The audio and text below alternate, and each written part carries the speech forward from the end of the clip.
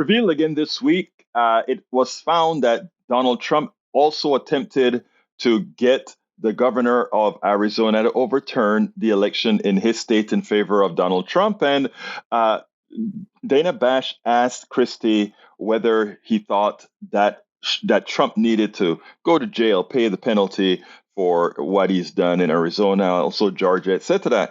And Christie, many won't put any bets on him winning the Republican primary. The one interesting thing that he's doing is he's cauterizing in the minds of those who are still thinking on the Republican side that in effect Donald Trump lost all those swing states that he lost, and not only did he lose the swing state, he was instrumental in why he lost those swing states. And I love the way Christie put it. And it boiled down to Trump being a caricature and Trump accomplishing nothing. Check this out, and we'll take it on the other side. You've talked a lot about the former president's lies about 2020 and, of course, what happened on January 6th. We learned this week that Donald Trump pressured Arizona Governor Doug Ducey in a phone call after the 2020 election to help overturn Trump's election loss. That's according to a source familiar with the matter. As you know, Trump is under investigation for a similar phone call in Georgia.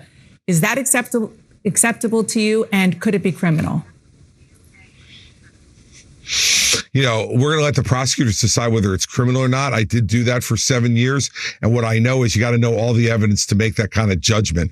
So we shouldn't be making those judgments till we hear all the evidence. But is it acceptable? It's absolutely unacceptable to be pressuring a governor or any elected official, as it was with the Secretary of State in Georgia, to try to find votes to be able to win a state that you didn't win, or to try to somehow come up with some kind of ridiculous theory to overturn the results in Arizona.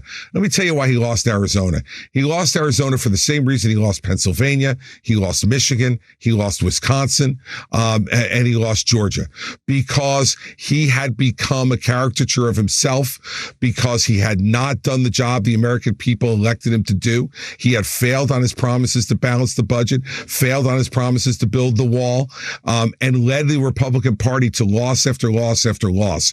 Look, this is the kind of debate, Dana, that I want to have on the stage with Donald Trump starting August 23rd. And if people want to see that debate, go to chrischristie.com, donate. I'll be on the stage and we'll have that debate. One last question before I let you go. If the former president is convicted of any of the crimes that he is accused of, and that crime would put anybody else in jail, should he, a former president, go to jail? Look, Dana, we're going to see how the trial goes. I will tell you this. There is a presumption of jail with these charges. And that's the truth of the matter. Now, at the time he'll be convicted, he would be 78 or 79 years old. That also is going to be taken into consideration by any court, as it would for any other 78 or 79-year-old person, about whether they would go to jail or not either. Okay. I don't want Donald Trump treated any differently than any other American. And I don't want him treated worse, and I don't want him treated better. I want to make sure that the facts come out, and if a jury finds him guilty, I want a judge to make that call. When statements like that come from a Democrat, normally a Republican listener would say, he doesn't know what he's talking about. But when it comes from a Chris Christie, while the MAGA folks won't listen to him, the Republicans who were going for Trump because they believed the rhetoric that, he accomplished something, he fulfills something that was worthwhile, they come to their senses and say, well, maybe he got those 3 Supreme Court judges, which are, we know, pretty darn evil.